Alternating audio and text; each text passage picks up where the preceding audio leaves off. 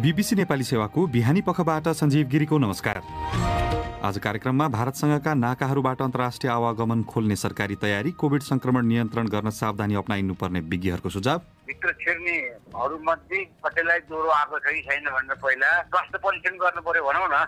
महामारीका बीच नियमित खोप कार्यक्रम प्रभावित भएको हो। 2020 मा चाहिँ केही बालबालिकाहरू खोप लगाउन नपाएको कुरा हो। अहिले चाहिँ रुटिन इम्युनाइजेसन एकदम रिज्युम भएर कभरेज चाहिँ बढिसकेको अवस्था हो।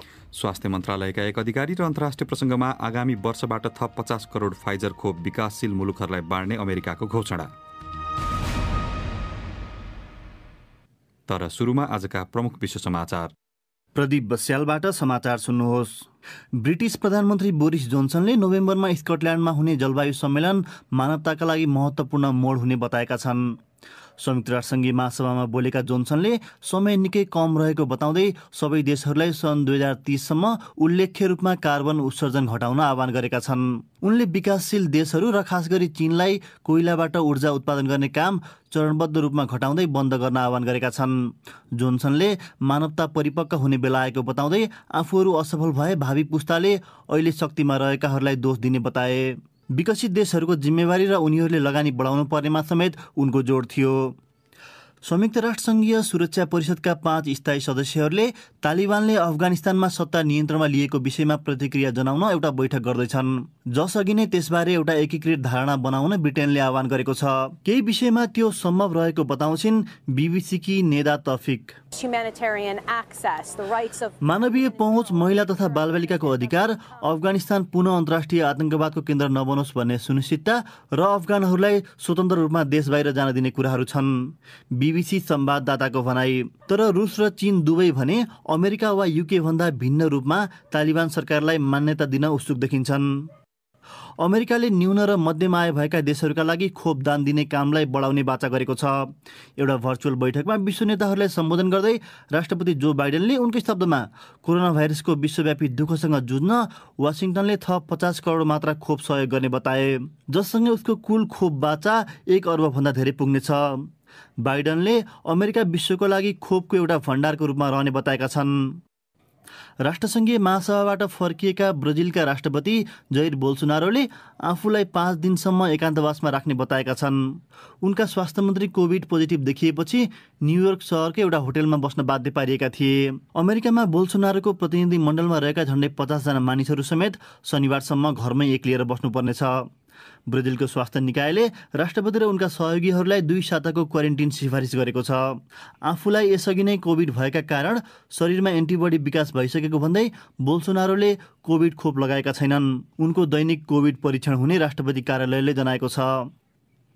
र वासिङटन र प्यारिसले गत साता अस्ट्रेलिया, ब्रिटेन र अमेरिका बीच भएको सुरक्षा सम्झौतापछि उत्पन्न विवादलाई साम्य पार्ने प्रयास गरेका छन्। व्हाइट हाउसकी प्रवक्ता जेन साकीले राष्ट्रपति बाइडनले फ्रेन्च समकक्षी इमानुएल माक्रोसँगको आधा घण्टा लामो टेलिफोन संवादमा नयाँ सम्झौतालाई विस्तृत रूप दिने बेला थप छलफल हुन सक्ने जनाएको बताएकी छन्। उनीहरूले एउटा संयुक्त विज्ञप्ति जारी गर्दै अर्को महिनाको अन्तिममा भेट्ने बताएका छन्। यो बीबीसी नेपाली सेवा हो।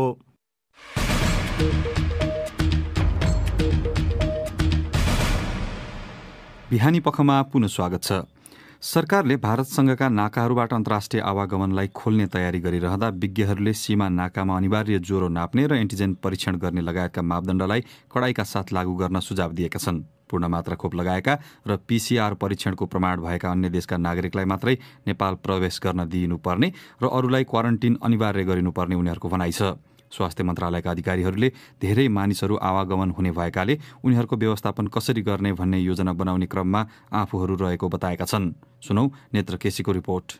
नेपालमा कोरोना भाइरस संक्रमण सुरु भएदेखि नै भारततर्फका धेरै नाकाहरूबाट प्रवेशका लागि रोक लगाइएको छ। खुलेका नाकाबाट पनि मालसामान ढुवानी गर्ने सवारी साधन र नेपाली नागरिकलाई मात्रै प्रवेश दिने गरिएको छ। नेपाल र भारत दुवै देशमा हाल संक्रमण घट्दो क्रममा रहेका बेला निजी सवारी साधन पनि आवागमन हुने गरी नाका खोल्न विभिन्न क्षेत्रबाट दबाव परिरहेको छ। नाका खुलेमा नेपालमा भारतीय पर्यटकको गतिविधि बढ्ने अपेक्षा व्यवसायहरूको छ, जस अनुसार सरकारले पनि नाकाहरू खोल्ने तयारी अगाडि बढाएको बताइएको छ।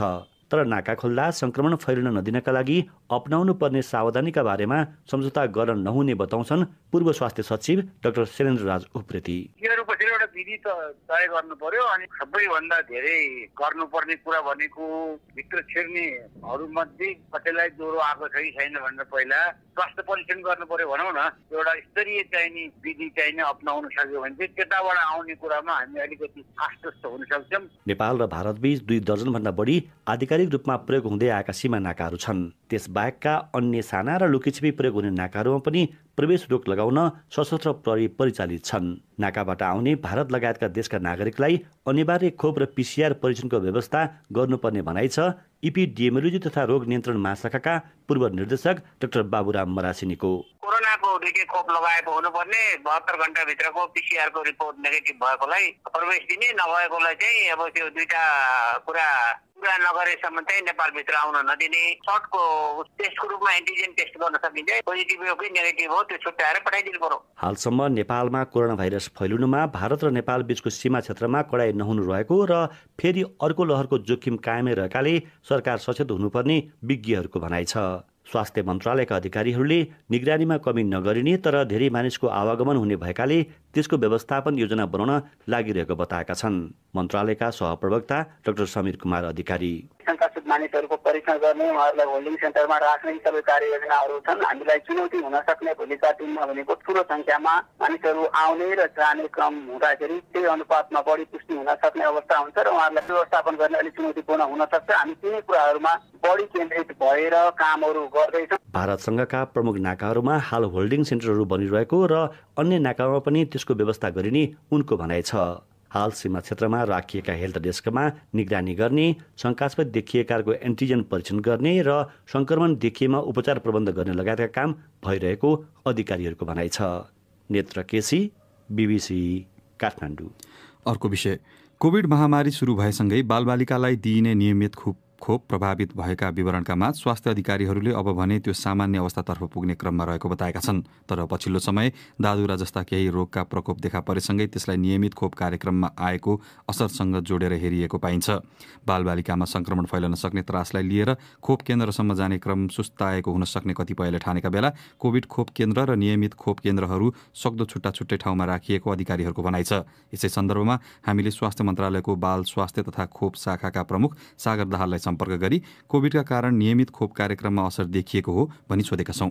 पहिलाको त्यो लकडाउनको अवस्थामा हो, अहिले त्यो करेक्सन भइसकेको छ। कतिपय एन्टिजेनहरूको लागि त अघिल्लो वर्षको तुलनामा पनि प्री लकडाउनको अथवा भनौँ न प्री पेन्डेमिक पिरियडको हाराहारीमा चाहिँ आइसकेको छ। अहिले त्यो कभरेज त्यस्तो छ, कतिपयमा त त्योभन्दा पनि राम्रो भइसकेको स्थिति छ। जस्तो अब केहीतिर दादुराको के खाले प्रकोपहरू फैलिरहेको जस्तो खबरहरू आइरहेको छ, यो चाहिँ किन त प्रकोपै नहुने भन्ने चाहिँ हुँदैन। मिजल्स रुबेलाको जुन क्याम्पेनहरू चलाइरहेका छौँ होइन, तपाईँको मिजल्सको खोपको कभरेज चाहिँ हाम्रो 95% भन्दा माथि राख्नुपर्छ। अब 95% को रुटिन कभरेजहरू 95% सम्म पुग्न सकेका छैन, अहिले 90-92% को हाराहारीमा छ होइन। एउटा कुरा त्यो पनि छ। यो क्याचअप क्याम्पेन भन्ने त हामी रुटिनली जसले छुटेको छ त्यसलाई छुटेकोलाई लगाउने कुरो त गरिरहन्छौँ होइन। हामी यही कुराहरू आउटब्रेकहरू कहाँ हुन्छ, कसरी हुन्छ भनेर हेर्नको लागि नै हामी सर्भिलेन्स लगायतको सबै पद्धतिहरू बनाएको त कारण त्यही हुन्छ।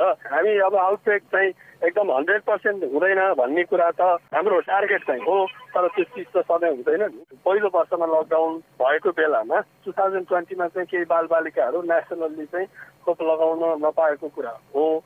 अब तिनीहरूलाई चाहिँ कसरी रुटिन इम्युनाइजेसनमा कसरी कभरेज गर्ने भन्ने बारेमा चाहिँ हामीले त्यो अनुसारको एक्टिभिटिजहरू चाहिँ अहिले सञ्चालन गरिरहेको र अहिले चाहिँ रुटिन इम्युनाइजेसन एकदम रिज्युम भएर कभरेज चाहिँ बढिसकेको अवस्था हो। तिनीहरूले चाहिँ अहिले लगाएर सकिसके त खोपहरू कि अब केही अझै रणनीति केही कामहरू बाँकी छ? लगाउने क्रम जारी छ। जस्तो अब यो कोभिडका कारण चाहिँ अब यो अनपेक्षित रूपमा यति ठुलो मात्रामा अब 10 लाख मात्रामा खोपहरू आइरहेको छ भनेपछि अब खोपको भण्डारणदेखि लिएर अब जनशक्तिहरू त तिनै होलान्। अब त्यसले चाहिँ एउटा स्वाभाविक चाप त पारेको छ होला नि? चाप छ तर म्यानेज भइरहेछ। त्यो सँगसँगै हाम्रो क्रमशः कोल्ड चेन क्यापासिटी पनि हामीले इन्हान्स गर्दै लगेका छौँ। नयाँ फ्रिजहरू आउँदै गएका छन्, त्यसलाई सप्लाई गर्ने कामहरू, कोल्ड रुमहरू विस्तार गर्ने कुराहरू, यो कुराहरू भइरहेको छ निरन्तर रूपमा र त्यो सँगसँगै हामी तालमेल मिलेर अहिले म्यानेज गरिरहेछौँ। जस्तो अब सागरजी अब यो कतिपय ठाउँमा अभिभावकहरूमा चाहिँ जुन अब खोप केन्द्रहरू एकै खालको ठाउँमा हुँदाखेरि चाहिँ एउटा मनोवैज्ञानिक त्रासका कारण पनि अब नियमित खोप लिनका लागि अभिभावकहरू बालबालिकाले लिएर कम आइरहेको भन्ने खबरहरू पनि छ नि। हाम्रो रेगुलर खोप चाहिँ 16,500 स्थानबाट सञ्चालन हुन्छ। त्यो चाहिँ नि तपाईँको हामी गाउँ गाउँमा आउटलेटहरू छ। अहिले हाम्रो कोभिडको खोप सञ्चालन हुने चाहिँ धेरै स्वास्थ्य संस्थाहरूबाट हामीले गरिरहेछौँ। त्यस कारण तपाईँले भन्नुभएको यो सबै ठाउँमा कुनै कुनै ठाउँमा केही अपवादको रूपमा त्यो भए तापनि अधिकांशमा यो चिज हो जस्तो मलाई लाग्दैन। उनी थिए स्वास्थ्य मन्त्रालयको बाल स्वास्थ्य तथा खोप शाखाका प्रमुख सागर दाहाल। साथी प्रदीप बस्यालसँग कुरा गर्दै अब एउटा अन्तर्राष्ट्रिय विषय। अमेरिकाले आगामी वर्षबाट थप 50 करोड फाइजर खोप विकासशील मुलुकहरूलाई बाँड्ने जनाएको छ। संयुक्त राष्ट्रसङ्घको महासभाको समय पारेर आयोजना गरिएको एउटा भर्चुअल कोभिड-19 सम्मेलनमा राष्ट्रपति जो बाइडेनले अमेरिकालाई खोप शक्ति बनाउने बाचा गरे। बीबीसी विवरणहरूमा आधारित रिपोर्ट सुनौ प्रदीप बस्यालबाट। त्यस्तो थप मात्रा खोपको गणना हुँदा अमेरिकी खोप सहायताको बाचा 1 अर्ब नाग्नेछ। विज्ञहरूका अनुसार विश्वको 70% जनसङ्ख्यालाई खोप दिनका लागि 11 अर्ब मात्रा खोप आवश्यक पर्नेछ। विश्व स्वास्थ्य सङ्गठनले सन् 2021 भित्रै हरेक देशमा कम्तीमा 40%ले खोप लगाउने लक्ष्य राखेको छ। तर त्यस्तो लक्ष्य भेट्ने सम्भावना भने देखिँदैन। धेरै उच्च आय भएका देशहरूले आफ्ना आधाभन्दा धेरै जनसङ्ख्यालाई कम्तीमा 1 मात्रा खोप दिएको अक्सफोर्ड विश्वविद्यालयको तथ्याङ्कले देखाउँछ। जबकि न्यून आय भएका देशमा 2%ले मात्र पहिलो मात्रा खोप लिन सकेका छन्। कयौँ अध्ययनहरूले अझै धनी देशहरूले चाहिने भन्दा धेरै खोप सञ्चय गरेको र तीमध्ये उच्च सङ्ख्या छिटै फ्याँक्नुपर्ने बताइएका बेला व्हाइट हाउसले त्यस्तो सम्मेलन आयोजना गरेको हो। तपाईँ बीबीसी नेपाली सेवाको बिहानी पख सुनिरहनु भएको छ। बिहानी पखको अन्तिम प्रसङ्गमा यस वर्षको बर्सातमा पोखराको मुख्य बजार क्षेत्र महेन्द्रपुल र घना बस्ती भएको नदीपुर क्षेत्रमा जमिनहरू भाँसिएको स्थानीयवासीहरूले बताएका छन्। त्यस्ता घटना खास गरी वर्षाको समयमा भल पानीको उचित व्यवस्थापन हुन नसकेका कारण हुने गरेको विज्ञहरू बताउँछन्। थप चर्चा पोखराबाट नारायण कार्कीको यो रिपोर्टमा। विगतमा अन्नपूर्ण हिमालय क्षेत्रबाट सेती नदीमा आएको भीषण बाढीले बगाएर ल्याएको चुन मिश्रित लेदो बालुवा गिटी र ढुङ्गाले पोखरा उपत्यका बनेको विज्ञहरूको मत छ। सेती नदी र काली गण्डकी नदी क्षेत्रमा प्राकृतिक प्रकोप र विपद विषयमा विद्यावारिधि गर्दै गरेका जियो टेक्निकल इन्जिनियर नारायण गुरुङ। पोखरा चाहिँ पहिला 12,000 वर्ष अगाडि अन्नपूर्ण हिम श्रृङ्खलाबाट ठुलो एउटा भारी पहिरो आएर बनेको ठाउँ हो। त्यही एउटा ठुलो भीषण बाढी 8 वर्ष अगाडि पनि पोखरामा आएको थियो। त्यो बेलामा बनेको फर्मेसन हामीले पोखरा फर्मेसन भनेर नामाकरण गरेका छौँ। दुवैमा सुनिश्चित माटो छ। तर एउटा कुरा के बुझ्नुपर्छ भने घाटो फर्मेसन भनेको बलियो छ, पोखरा फर्मेसन भनेको नयाँ हो, कमजोर छ। जहाँ जहाँ हामीले पोखरा फर्मेसन देख्छौँ त्यहाँनिर चाहिँ खेतीको बिलहरू खस्ने वाहन बढी पर्ने पनि यो पोखरा फर्मेसनमै बढी देखिरहेको, किनभने यो खजिलो छैन। पोखरा फर्मेसनबाट बनेको चुनयुक्त भूभागमा वर्षाको पानी भलपछि चुनालाई पानीले खियाएर भित्रभित्रै बग्न थालेपछि जमिन भाँसिने घटना हुने गुरुङले बताए। पोखराको चुनयुक्त माटो छ जसलाई पानीसँग मिसिने बित्तिकै त्यो चुनलाई पानीले घोरिदिन्छ र माटोको चाहिँ जुन एउटा आफ्नो शक्ति हुन्छ समातेर माटोले बस्ने शक्ति हुन्छ त्यो शक्ति क्षय हुन्छ। पोखरा उपत्यका नगर विकास समितिका पूर्व अध्यक्ष अशोक पालिखेले पोखराका कुन कुन क्षेत्र तुलनात्मक रूपमा कमजोर छन् भनी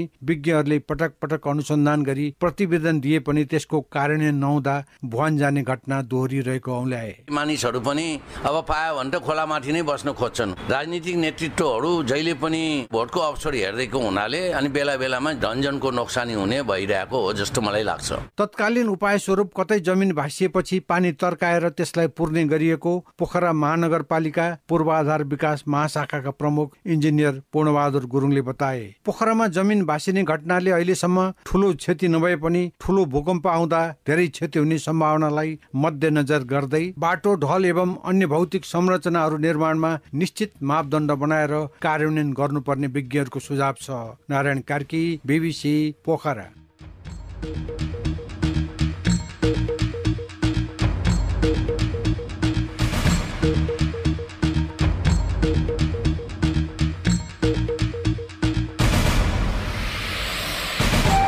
यसका साथै बीबीसी नेपाली सेवाको बिहानी पख यही सकिन्छ। बेलुकी 9:15 बजे साँझ पख लिएर हामी फेरि उपस्थित हुनेछौँ। त्यसबेलासम्मका लागि हामी सबैलाई बिदा दिनुहोस्। नमस्कार।